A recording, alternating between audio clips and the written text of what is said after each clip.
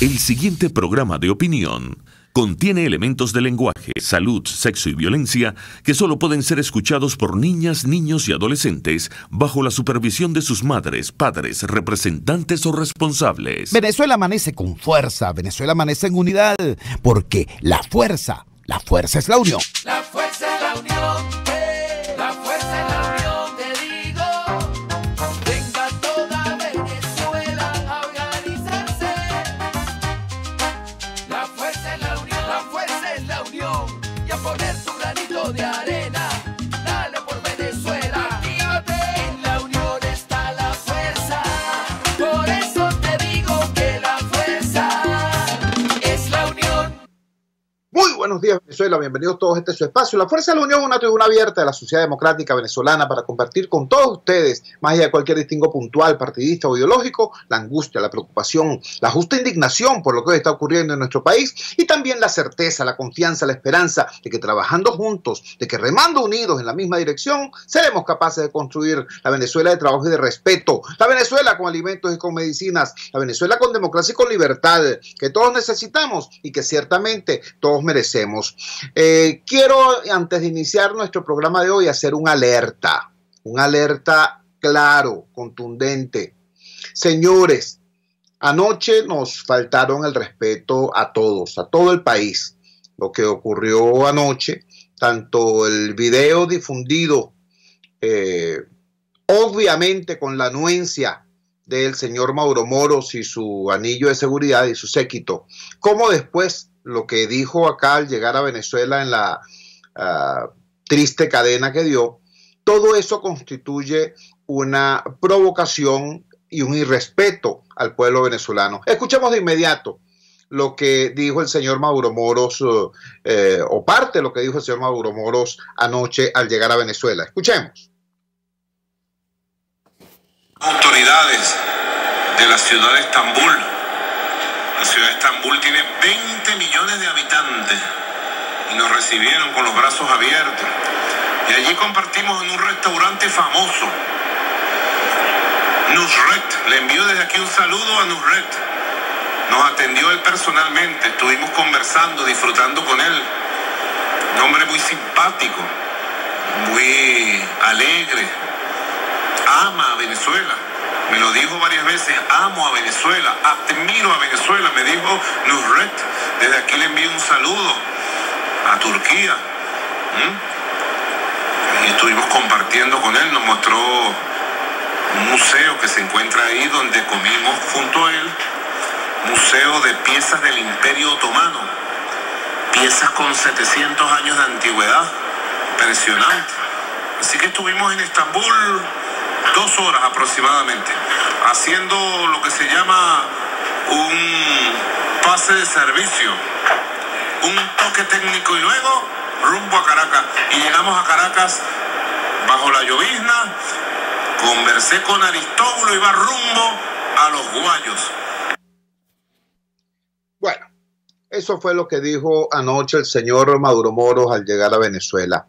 Yo quiero hacer 3 precisiones que me parecen que son indispensables desde el punto de vista ciudadano. En primer lugar, lo que ocurrió en ese restaurante y la manera como fue difundido al mundo, por supuesto no es ajeno a lo que haga y a lo que decida el señor Mauro Moros y su entorno de seguridad. Todos los venezolanos sabemos que aquí incluso tomar un video de una cola en un supermercado es controlado por el gobierno. Todos los venezolanos sabemos aquí los niveles de control que tiene el gobierno sobre ese tipo de comunicaciones. Así que decimos que la obscena comida que tuvo el señor Mauro Moros en ese restaurante, ese derroche de lujo, ese derroche de lujo ofensivo, ¿no? Para un pueblo venezolano que está literalmente muriendo de hambre, para un pueblo venezolano que está enfrentando privaciones indecibles, ¿no? Para un pueblo venezolano que está viendo a sus abuelos desfalleciendo, colapsando, muriendo en las colas para cobrar la pensión, y está viendo a sus niños muriendo en los hospitales por falta de medicinas y por falta de alimento, ¿no? para un pueblo venezolano que está viendo a los adultos comiendo de la basura en las calles, eso por supuesto que es una provocación. Ahora, yo les invito a ser más inteligentes que el gobierno. Yo les invito a trascender la indignación, a no quedarnos en el pote de humo y a pensar, ajá, ¿qué es lo que quieren ocultar con esto? ¿Qué es lo que quieren provocar con esto? Porque son dos cosas distintas. Lo que quieren ocultar para mí es evidente. Uno, el fracaso del viaje a China. Maduro se va violentamente a China, y digo violentamente porque el mismo día que se va, emite un decreto de emergencia que tiene contrabandos allí delicadísimos, ¿no? Prácticamente es un decreto de conmoción interna, y tira el decreto y se va a encontrarse allá con la vicepresidenta que ya estaba en el sitio. Es decir, el país quedó sin comando prácticamente desde el punto de vista formal. Arranca y resulta que se viene con las manos vacías. Se viene con unos papeles firmados, con unas selfies y tal y cual, pero sin dinero fresco, que era lo que estaba viniendo a buscar. Entonces, no quiere que se vea eso. Y no quiere que se vea otra cosa que es muy importante. Ayer se cumplió exactamente un mes del anuncio del paquetazo rojo, del paquetazo de Maduro, del programa de recuperación económica, como lo llama él. Un mes en que se vivió la devaluación más grande de nuestra historia, un mes en que la inflación dio un salto descomunal, un mes en el cual, en vez de corregirse los severos problemas que tenía nuestro país en materia económica, se han agudizado y profundizado de manera tremenda. Pero en vez de decirles mi opinión sobre esto, vamos a buscarnos criterio experto, criterio que tiene manejo profesional y sensibilidad humana y política también en relación a este tema. ¿Qué mejor criterio que el del diputado y economista José Guerra? José, gracias por atender nuestra llamada madrugadora. Al cumplirse un mes del paquetazo de Maduro, danos por favor tu evaluación en profundidad de lo que esto ha significado para nuestro país, para nuestro pueblo, para nuestra sociedad. Muy buenos días, te escuchamos. Muy buenos días, Chugo. Gracias por la invitación al programa. Bueno, ciertamente se está cumpliendo un mes de la locución en la cual se anunció pues estas medidas económicas que básicamente consistieron en primer lugar en una devaluación de la moneda muy agresiva. El dólar pasó de 240.000 a 6 millones en un solo día, 4 puntos de IVA, aumento del salario en 6.000%, aumento de la gasolina y entre otras medidas. ¿Qué tenemos hasta hoy? Un mes transcurrido de esa adopción de ese conjunto de acciones en materia económica. En primer lugar, los precios saltaron, se duplicaron en ese mes. La inflación que está registrando la Asamblea Nacional es muy significativa. Estamos hablando de un 200% durante el mes de agosto, que apenas tomó los 15 días finales de la medición, porque fue hecha pues el anuncio el 17. Habrá que ver ahora el mes de septiembre cómo está evolucionando, ¿no? En segundo lugar, una ola de despidos en pequeñas, medianas empresas, negocios que cerraron, emblemáticos negocios que cerraron. Tal vez vale la pena mencionar el caso del Tropezón, aquí cerca de la Plaza de las Tres Gracias. Los Chaguará, un restaurante emblemático, el Hamilton, entre otros. Cierre de empresas, sobre todo las pequeñas y medianas, con gente despedida. En tercer lugar, el Banco Central, en lugar de mejorar su posición de reservas internacionales, perdió casi 200 millones de dólares en este periodo, a partir pues del anuncio de las medidas, lo que refleja que no ha habido financiamiento nuevo.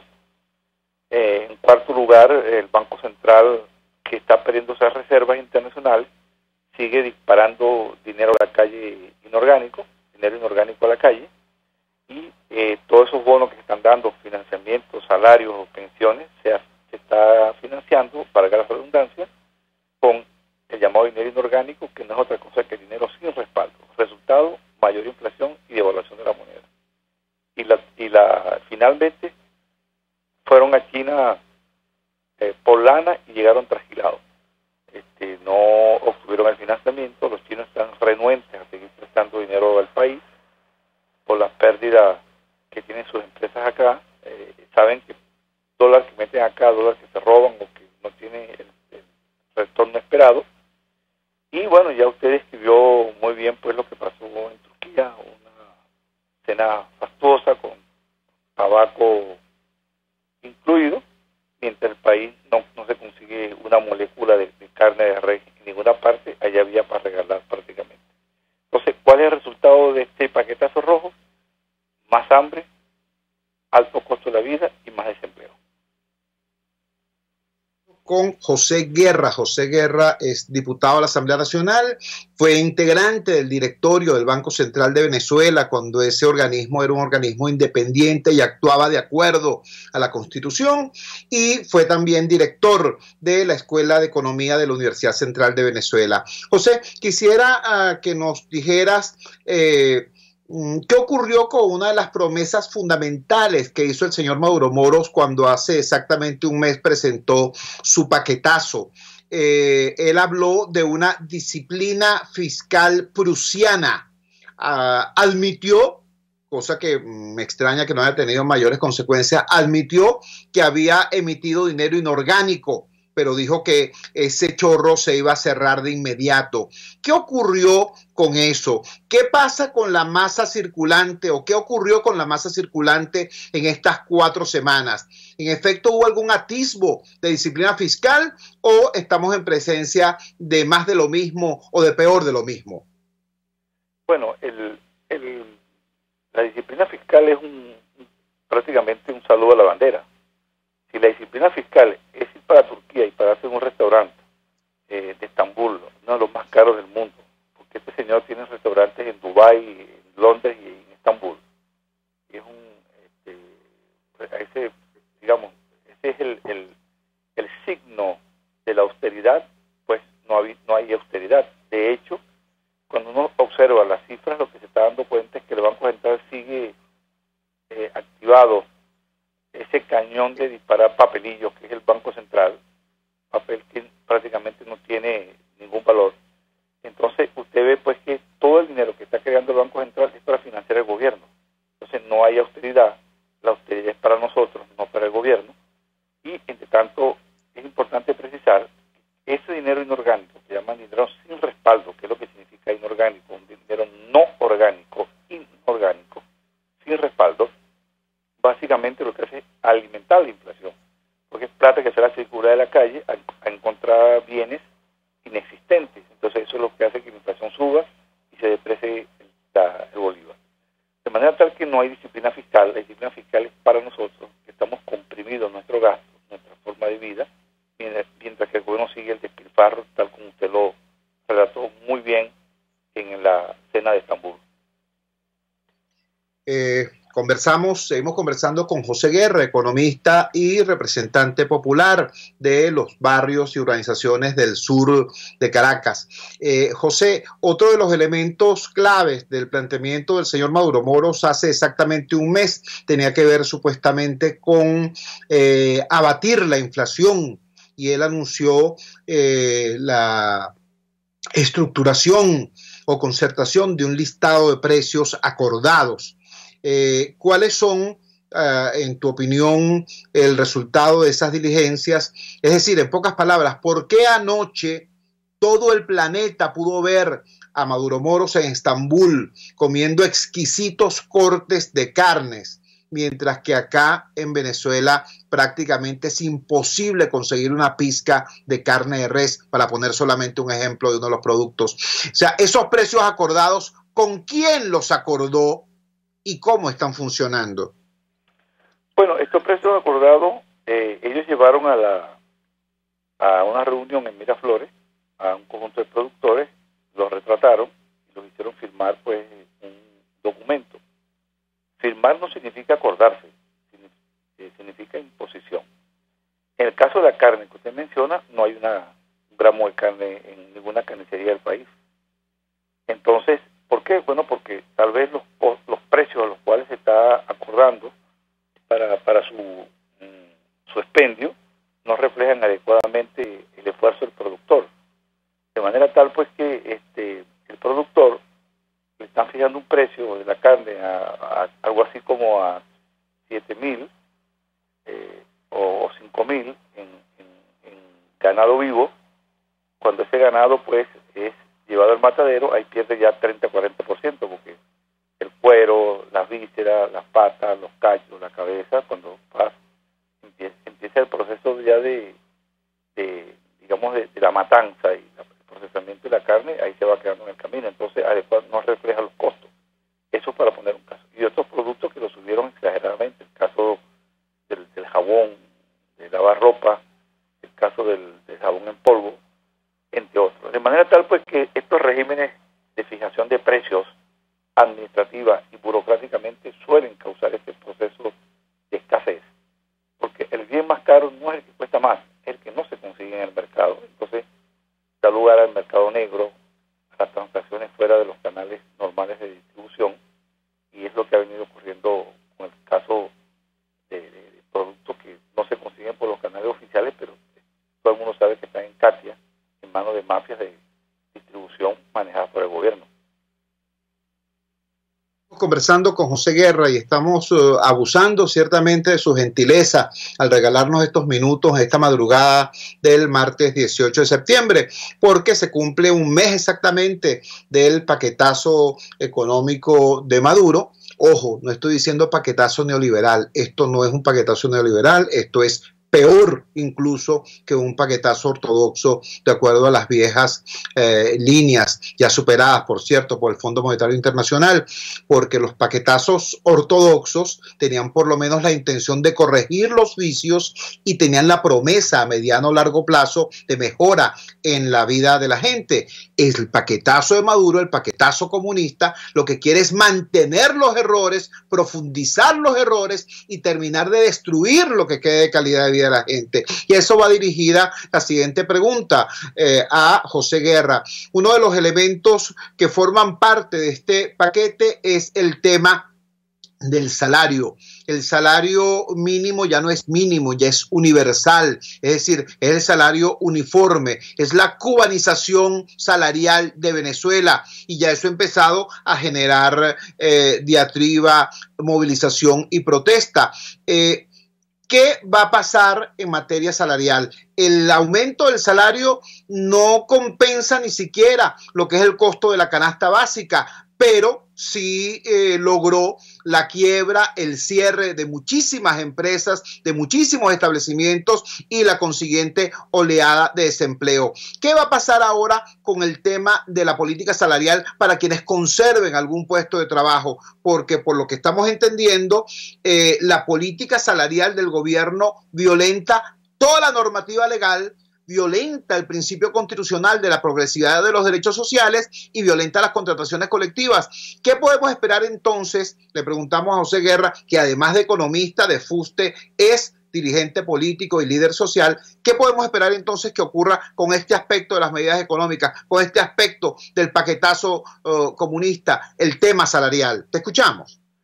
Bueno, con respecto a los salarios y las escalas salariales, lo que ha sucedido es una monstruosidad laboral, porque impusieron un salario y una escala en la cual prácticamente, voy a poner el caso de las universidades, un profesor que tiene título de doctorado, que ha estado en la universidad 30 años, lo máximo que puede ganar son 2.200, y el que está entrando en cualquier categoría gana 1.800. Bolívares soberanos. Eso es un absurdo absolutamente inaceptable. Entonces eso da lugar a un aplanamiento de las escalas salariales que está provocando reacciones, digamos, naturales y justificadas. No hay nadie que yo haya escuchado que haya defendido esta aberración que hizo el gobierno. Y yo no sé cómo se va a resolver el caso de la Fuerza Armada. Pues yo no veo a un general ganando 2.200 y a un cabo, a un sargento, a un muchacho de la tropa raso ganando 1.800, que es el salario mínimo. O sea, yo no veo eso. Igualmente en los cuerpos policiales y en otras instituciones jerárquicas donde la escala, el mérito, el tiempo, la formación juegan un rol importante. De hecho, ya en las universidades están activando análisis, movilizaciones. Para este miércoles la UCB terrorista 1 a las 10 de la mañana para abordar un asunto delicadísimo que puede acabar, si no se enfrenta a tiempo, con toda la estructura, digamos, profesoral, puede promover aún más la salida de gente calificada de la administración pública, principalmente porque al sector privado eso no lo afecta, porque el sector privado lo que he visto es que sí se conserva, aumentaron los salarios, pero se conserva las escalas apropiadas, porque tampoco se trata de escalas con diferencias abismales, pero una escala que respete la preparación de la persona, la formación, el tiempo, porque si no, ¿para qué vale la pena esforzarse tanto si todos van a ganar iguales? No carece de total sentido. Finalmente, estamos conversando con José Guerra, diputado y economista. Finalmente, José, hay un tema que creo que es el único dentro de la gran cantidad de anuncios y de imposiciones que tuvo el paquete rojo de Maduro. Creo que el único aspecto que mereció por parte de algún sector de la opinión pública el beneficio de la duda fue el convenio cambiario anunciado por el presidente del Banco Central hace unas 2 semanas. Después de haber cometido la barbaridad, una cosa sencillamente impresentable, pues, que fue aquel anuncio falso sobre el encaje bancario. Después de haber incurrido en esa barbaridad, el presidente del Banco Central hace un anuncio distinto sobre una materia completamente diferente, el convenio cambiario. Yo he escuchado opiniones diciendo que, bueno, que el texto del convenio cambiario parece elaborado por gente que sabe de eso, son 90 artículos, prácticamente parece una ley, que era un paso en la dirección correcta, pero faltaba ver cómo se instrumentaba. Ya han pasado algunos días, ya han pasado casi 2 semanas, entonces te pregunto a ti como conocedor de esto y como miembro que fuiste del directorio del Banco Central, ¿qué ha ocurrido con el fulano convenio cambiario? ¿Eso ha fluido ciertamente? ¿Se está avanzando en la dirección correcta o las subastas han sido fallidas o sigue la criminalización de la actividad cambiaria por parte de los ciudadanos? ¿Qué es lo que ha pasado? ¿Cuál es tu evaluación de la puesta en práctica del convenio cambiario? Bueno, mira, el convenio cambiario en realidad está orientado correctamente porque está esbozado para eliminar el control de cambio y flexibilizar el mercado cambiario. Pero esto no es lo que ha pasado. Lo que ha pasado es que sigue el control de cambio, eso es una realidad innegable, y están haciendo una subasta donde prácticamente no hay dólares, porque el Banco Central está ausente. En un país donde el 97% de las divisas las genera el Estado no participa en el mercado cambiario, por tanto no hay dólares. Entonces saca una subasta que nadie sabe cómo se determina ahí el precio del dólar. Entonces el precio del dólar está prácticamente fijo. Entonces es incomprensible que habiendo tanta demanda de dólares y poca oferta, el dólar prácticamente no se mueva en esa subasta. Entonces los que están adjudicando son 100.000, 200.000 dólares, que prácticamente es nada, eso es cero. De hecho, en el mercado paralelo que funciona con las páginas, la información que hay es que se transan 7 u 8 millones diarios en ese mercado, puro dólares privados, remesa, distintas formas de remesa, gente que compra, gente que vende, 7 u 8 millones, y ahí en el del gobierno se transan menos de 1.400.000 dólares. Por tanto, sigue la escasez de dólares y lo peor, sigue el control de cambio. Y al seguir el control de cambio, sigue el mercado negro con un dólar que está, en un caso, a 60, 61, y en otro que está 45% más alto en el mercado paralelo. De manera tal pues que sigue el control de cambio porque ellos no están convencidos de que tienen que cambiar y que hay que eliminar el control de cambio. José, ya nos has dado una radiografía completa de lo que pasó, de lo que ha pasado en este mes con los anuncios hechos por Maduro Moros sobre su paquetazo económico. Nos dijiste, las reservas del Banco Central bajaron, los precios se dispararon, ha continuado la emisión de dinero orgánico, eso que llaman ustedes los economistas M2, la masa monetaria ha seguido expandiéndose con el efecto que eso tiene sobre la inflación. Nos ha dicho que la política salarial del paquetazo económico lo que ha generado es descontento y malestar, y finalmente nos dice que el convenio cambiario es bueno, pero no se aplica. Es decir, las subastas del gobierno son como un arroz con pollo sin pollo. Son unas subastas de dólares sin dólares. Creo que ese es un resumen apretado de la información de calidad que nos has vertido acá en el programa.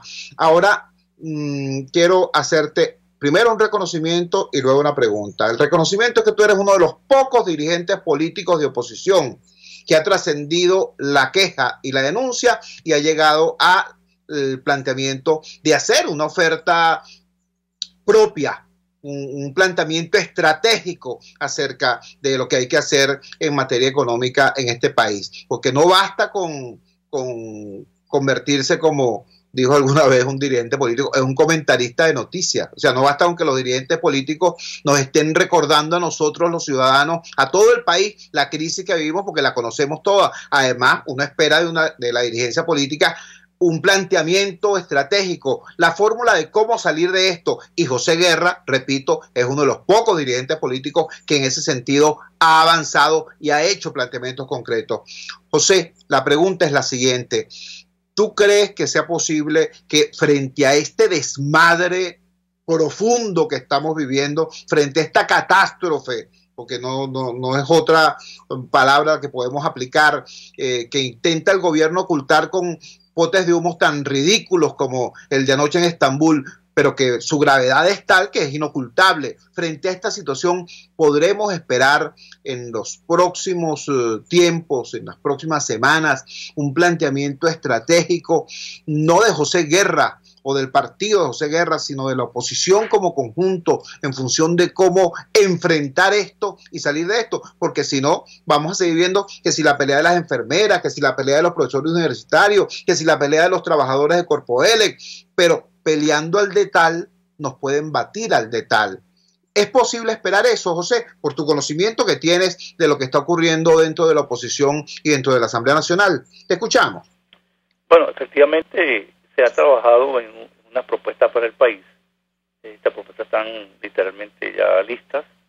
Se está esperando el momento apropiado. Esas propuestas contienen un conjunto de reformas en materia económica, política, siempre pues en la vía democrática, constitucional, que es la que yo creo firmemente. No creo en invasiones, no creo en golpes, no creo en nada de eso.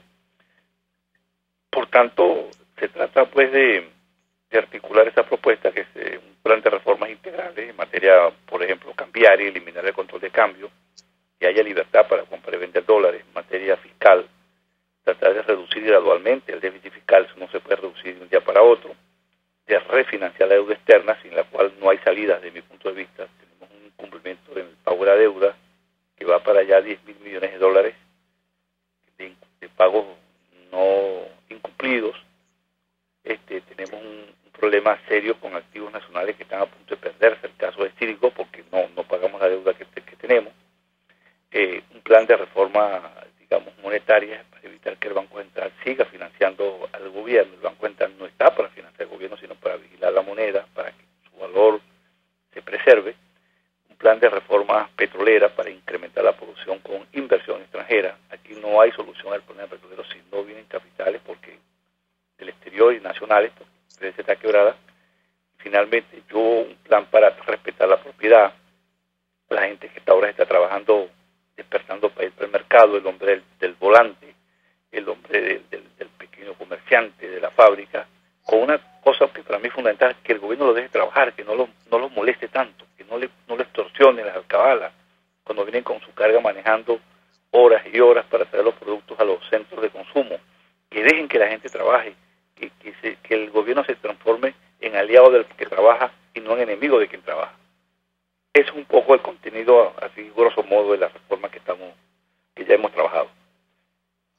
José, te agradecemos profundamente que nos hayas regalado estos minutos en esta madrugada del martes 18 de septiembre. Era José Guerra, diputado, académico, economista, docente, investigador, una persona con una amplia enciclopedia, con un amplio conocimiento profesional, científico, técnico de la materia económica, y además con la sencillez y el compromiso del luchador social. Muchísimas gracias, José, por darnos este balance a un mes del paquetazo rojo, desagregándolo aspecto por aspecto.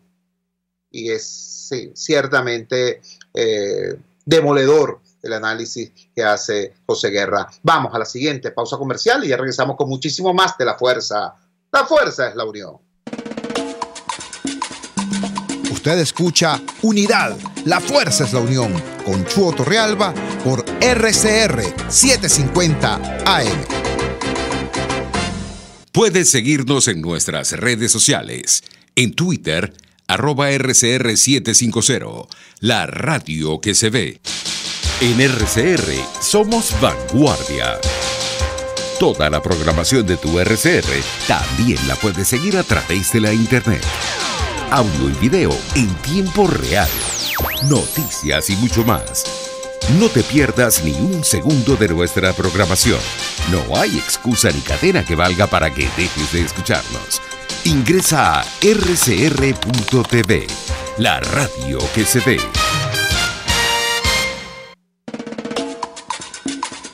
Opinión, ideas en debate. Usted escucha a Chuo Torrealba en Unidad. La fuerza es la unión por RCR. Regresamos a La Fuerza es la Unión. Vamos de inmediato a conversar ahora sobre aspectos políticos. Antes estábamos conversando con el economista José Guerra sobre la parte económica. Ahora, todo esto tiene que tener una solución y la solución es de carácter político, porque el nudo del problema está en la forma como desde el Estado, en lugar de promover la producción, en vez de promover la economía, en vez de promover el empoderamiento ciudadano y el crecimiento económico, más bien se conspira contra el ciudadano y se destruye la prosperidad. Entonces, el fondo del problema es político. Ahora, ¿cómo se resuelve esto? ¿Con una huelga? ¿Con un paro? ¿Con una marcha? ¿Con qué? Porque esos son elementos tácticos. ¿Para dónde va eso? O sea, haces la marcha y después ¿qué ocurre? Haces el paro y después ¿qué ocurre? Haces la huelga y después ¿qué ocurre? ¿No? Haces la convención internacional y después ¿qué pasa? Es decir, eso forma parte de qué estrategia. Eso hay que resolverlo. Hay que decirlo con claridad. Hay gente que ha puesto todos los huevos en una sola canasta, en el tema internacional y más aún en la posibilidad de que se produzca una intervención de afuera en la situación política venezolana. Eso pareciera no ser posible a la luz de lo que dicen los mismos actores internacionales. Allí está la filtración, supuesta filtración del gobierno norteamericano hacia el New York Times, diciendo con claridad que ellos han tenido contactos y que han rechazado la posibilidad de una salida de fuerza en Venezuela. Allí están las declaraciones de Iván Duque, el presidente de Colombia, rechazando la posibilidad de una intervención militar en Venezuela. Allí está el documento del Grupo de Lima diciendo también lo mismo, diciendo que rechazan toda injerencia militar. Ahí están incluso las palabras de Almagro, que dijo en la frontera con Cúcuta una cosa y después dijo, no, yo no dije eso. Eso no es lo que yo quería decir. Es decir, están planteados los hechos de una manera tal que pareciera que la ilusión de eso que Jesús Seguías llama la guerra de los otros no pareciera viable y que en consecuencia el camino para construir la solución al drama venezolano pasa indefectiblemente por la lucha política y por la lucha social. Pero dejemos que sea el propio Jesús Seguías quien nos explique qué es eso de la guerra de los otros. Jesús, muchas gracias por atender nuestra llamada madrugadora. Danos, por favor, un perfil, un resumen apretado del análisis del documento que elaboraste titulado La guerra de los otros. Muy buenos días, Chugo. Buenos días a todos los oyentes. El documento que yo publiqué y que lo puede encontrar todo el mundo en datincor.com, titulado La guerra de los otros, es porque últimamente en Venezuela hundió una esperanza, algunas veces inducida por algunos factores políticos y otras veces producto de la iniciativa propia de cada quien. Al verse impotentes, sienten que necesitan apoyo internacional. Y obviamente, al sentirse impotentes ante un gobierno que ha sido calificado de dictatorial, que solamente opera a punta de las armas, entonces la lógica indica que la única manera de que pueda salir de ese gobierno es a través de las armas, lo cual no es históricamente y exactamente así. porque ha habido muchos casos donde las dictaduras no han salido por la vía de las armas, sino por la vía de la negociación en primer lugar, y en segundo lugar por la vía de las elecciones, porque el gobierno decidió pues, hacer elecciones. Entonces, y producto de sus contradicciones, no todos los, mira, como también lo escribí en un documento en una oportunidad, todo el mundo, en todo tipo de confrontación o en todo tipo de escenario, todo el mundo deja rendijas. Y el tema está en cómo aprovechas las rendijas que deje tu adversario.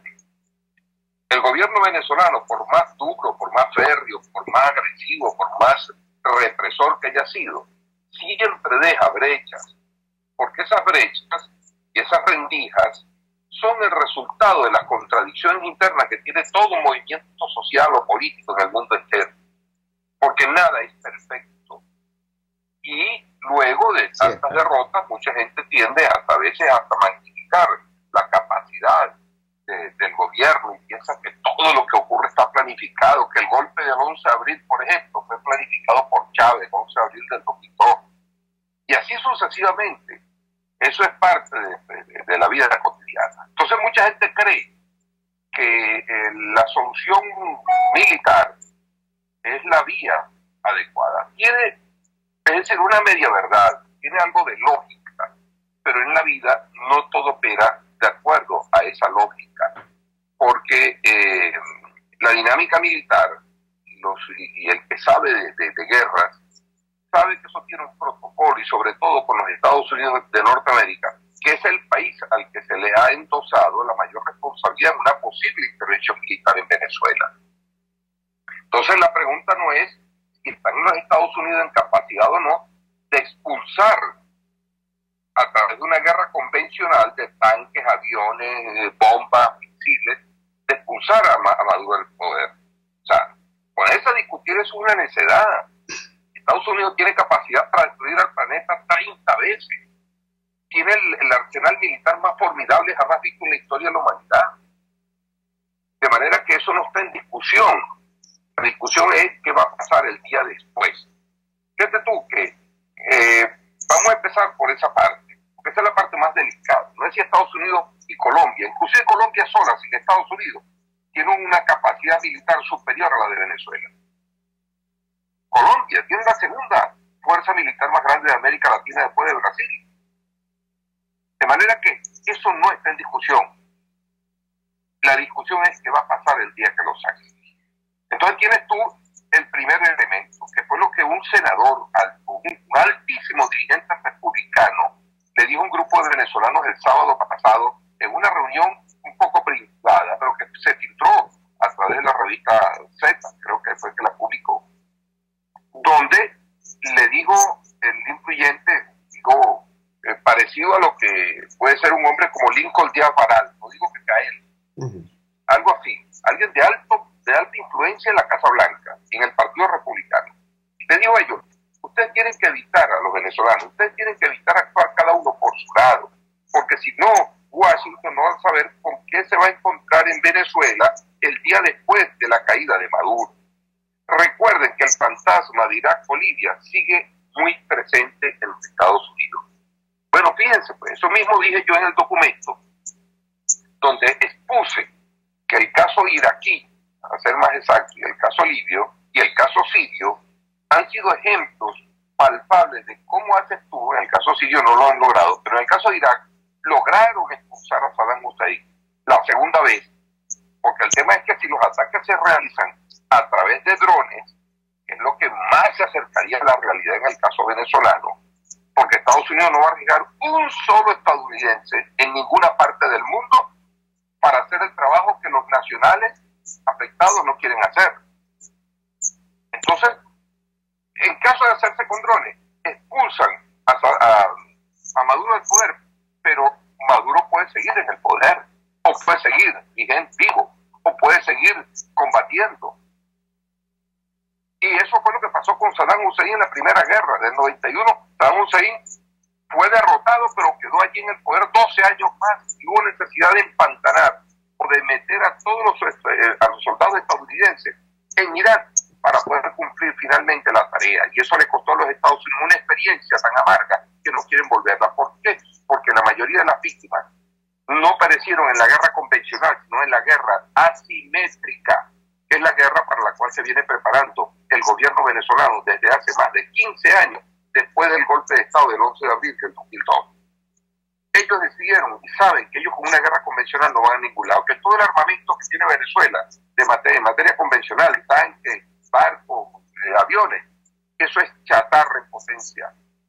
Chatarra en potencia.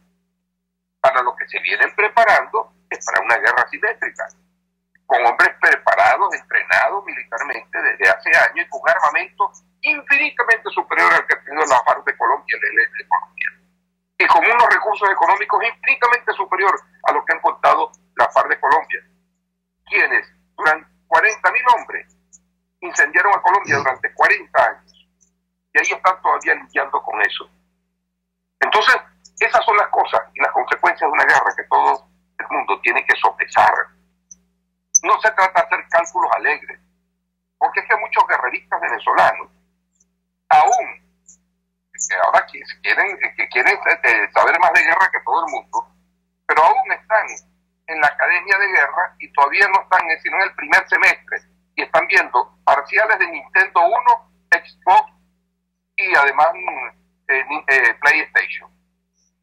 Todavía están en esa fase y creen que todo es fácil, que todo es un juego, que es un paseo. Pero lo más triste de todo esto, Chuo, y a quienes nos oyen, es que muchos de ellos viven en el exterior y no han hecho el primer intento de irse a Venezuela a combatir ellos, poniéndose al frente, para entonces demostrarle a los Estados Unidos y a cualquier país que los venezolanos primero y los extranjeros después. Ah, no, pero es que son unos vivarachos, son irresponsables, son inmaduros y cobardes también. Porque el que está afuera instigando a la guerra no se va a venir a guerrear. Ellos quieren que los estadounidenses pongan los muertos, limpien el terreno y después le digan, mira tú, fulanito tal vez para montarte en el Palacio del Gobierno. Eso es lo que están contando y están hasta buscando el candidato a la transición. ¿Quién va a ser el presidente de la República? Están vueltos locos. Son irresponsables porque los que van a llevar rápido al parque son los venezolanos que están en Venezuela. No los que están en el exterior. Mira que yo comprendo los que están en el exterior. Los comprendo cabalmente. No tengo nada contra el que se ha ido. Siento que afuera se sufre tanto, a veces más, se sufre más afuera que adentro. Porque no ha sido fácil la situación de los venezolanos en el exterior. Y eso lo comprendo yo perfectamente.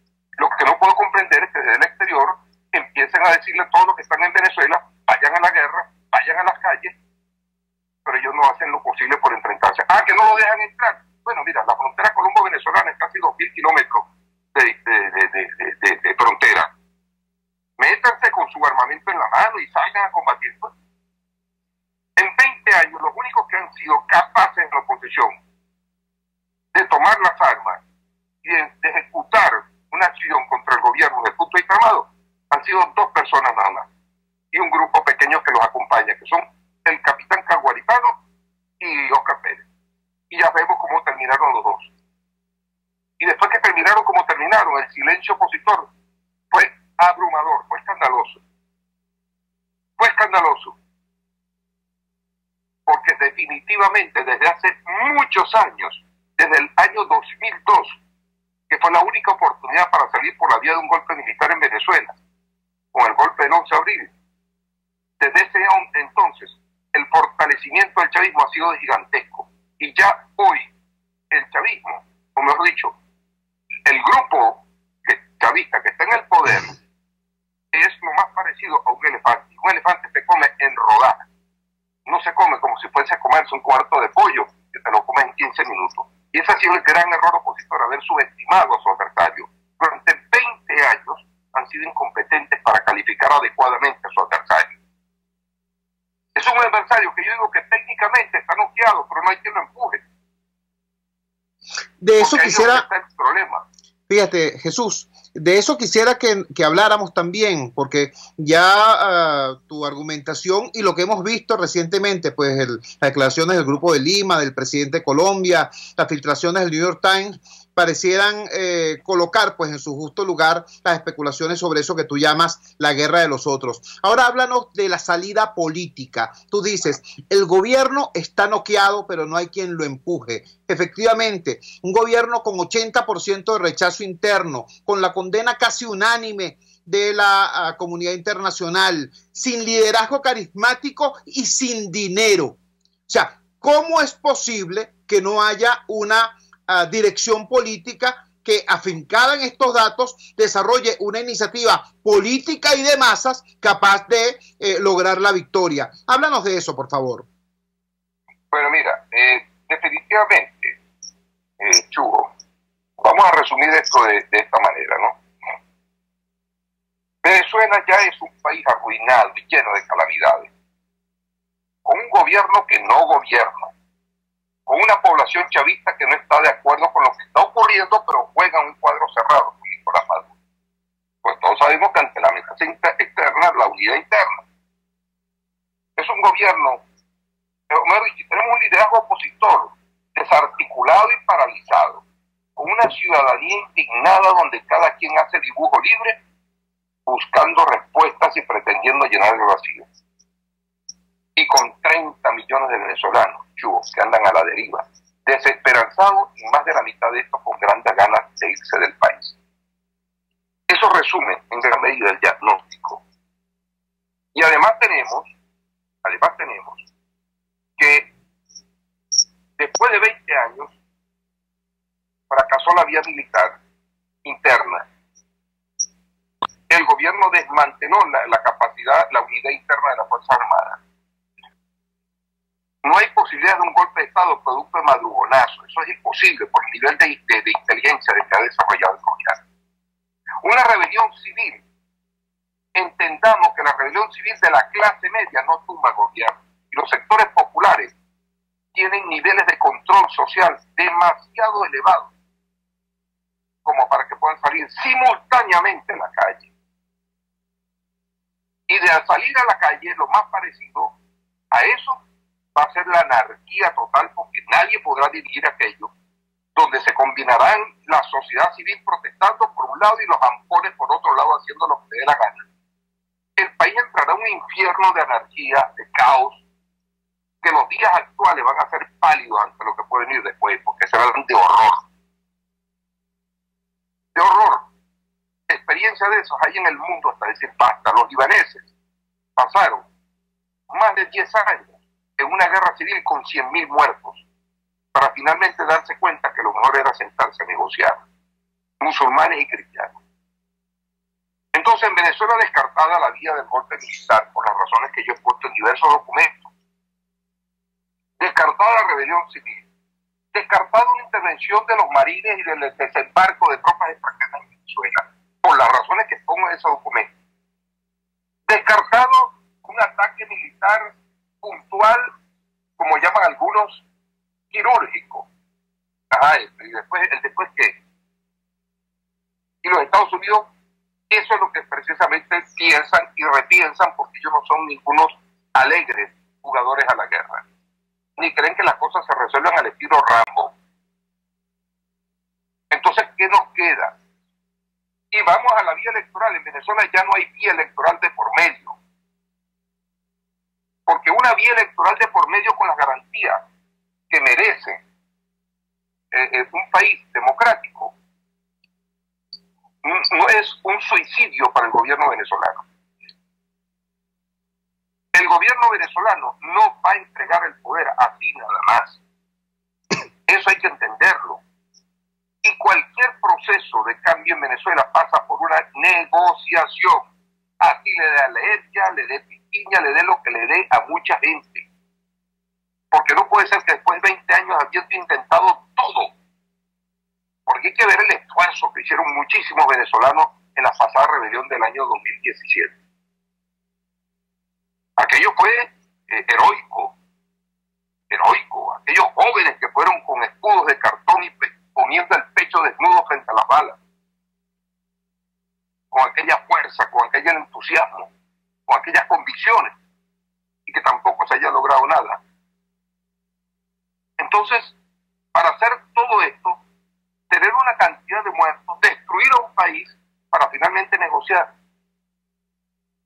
Yo creo que ya está bueno, hay que pisar tierra y entender que a partir de ahora, porque mira, el éxodo venezolano es un drama desde el punto de vista humanitario, pero también es un drama político, porque se ha ido casi más de la cuarta parte de los opositores venezolanos, se han ido al exterior. Eso ha sido un golpe mortal para la oposición venezolana, aún desde el punto de vista electoral. Cada venezolano que se va no vota afuera, ni tiene capacidad de incidir en nada aquí adentro, más que en las redes sociales, y eso no tumba gobierno. Ni las guarimbas tumba gobierno. Pero el gobierno tiene que entender que esto hay que pararlo. Porque el chavismo está sufriendo igual que todos los demás venezolanos. ¿Por qué no se han ido a la oposición? Porque en la oposición no ha habido una narrativa incluyente, amigable, para que los chavistas sientan que ellos pueden buscarle una salida a la situación del país. Yo creo que a partir de ahora lo que se impone es una nueva narrativa política en el país. El esquema chavismo-oposición desapareció. Aquí no se trata de los chavistas contra los opositores. Ese esquema no conduce a ningún lado. Aquí lo que se impone es una nueva manera de enfocar las cosas. Aquí la confrontación es venezolanos que quieren un cambio y venezolanos que no quieren un cambio. Y cuando te pones en ese esquema, te encontrarás en el chavismo el 80% o más de los chavistas quieren un cambio. Claro, un cambio donde ellos estén incluidos, no donde ellos sean perseguidos, no donde ellos sean ejecutados, no donde ellos sean afectados, sino donde formen parte del cambio también. Y hay posibilidad de lograrlo. Muchas naciones de manera pragmática han logrado entenderse. Los libaneses, que tenían razones mucho más profundas que los venezolanos para andar por separado, se entendieron finalmente cuando vieron que nadie podía pulverizar al otro. Y en el caso venezolano, ya nadie puede pulverizar al otro. Nadie. Jesús. Los vietnamitas tenían mucho más razones para odiar que los venezolanos. ¿Y cómo terminó la guerra de Vietnam?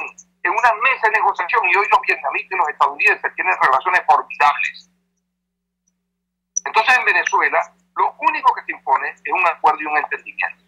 Mira, Cho, me dirán algunas veces, no, pero ¿cómo vamos a negociar con esos bandidos, esos corruptos que saquearon al país? Mira, hablemos las cosas por su nombre, porque a mí no me van a echar cuentos. ¿Cómo llegó Chávez al poder? Gracias a que antes había unos gobiernos excelentes, totalmente impecables, gobiernos impolutos, un gobierno donde no había corrupción, donde no había nada. O llegaron porque había un vacío gigantesco generado por partidos que envejecieron, que se corrompieron y que no quisieron hacer lo correcto para evitar que llegara cualquier loco aventurero y tomar el poder, como efectivamente ocurrió. Jesús, lamento, Jesús, que el tiempo no nos permita continuar esta muy interesante conversación. Llegamos prácticamente al final, no del segmento, sino del programa. Era Jesús Seguías, presidente de Datincorp, dándonos los elementos que manejó en su más reciente documento de análisis titulado La Guerra de los Otros. Jesús Seguías descompone los elementos de ese planteamiento, demuestra desde su perspectiva que la salida violenta no es salida para el drama venezolano, plantea que la salida electoral es impensable si antes no hay un acuerdo político, es decir, una negociación, en las palabras de Jesús Seguías, o como lo dice el Grupo de Lima, una solución pactada, una solución política pactada para el drama venezolano. Es una intervención valiente la de Jesús Seguías, polémica por supuesto, pero mucho más útil que el silencio absurdo de buena parte de la dirección política, o concentrarnos en la microtáctica, ¿no? Que si convocar a una marcha hoy o a un pancartazo mañana sin decirle a la gente para dónde va esto, cuál es el sentido, cuál es la ruta, en definitiva, la ruta de todos, por cierto, la ruta unitaria para salir de este desastre. Entonces, agradecemos profundamente a Jesús Seguías que nos haya regalado estos minutos para exponer estos contenidos. Trabajamos para ustedes en la dirección general de la emisora, Jaime Nestares. En la producción de este espacio estuvo Marianela Castillo, al frente de los controles estuvo César Arteaga. Habló para ustedes su amigo, comunicador popular, activista social, ciudadano en lucha por la democracia y por la libertad, Jesús Chuo Torrealba. Ahora más que nunca, fuerza, Venezuela, porque la fuerza es la unión. RCR presentó Unidad, la fuerza es la unión, con Chuo Torrealba, solo por RCR 750 AM.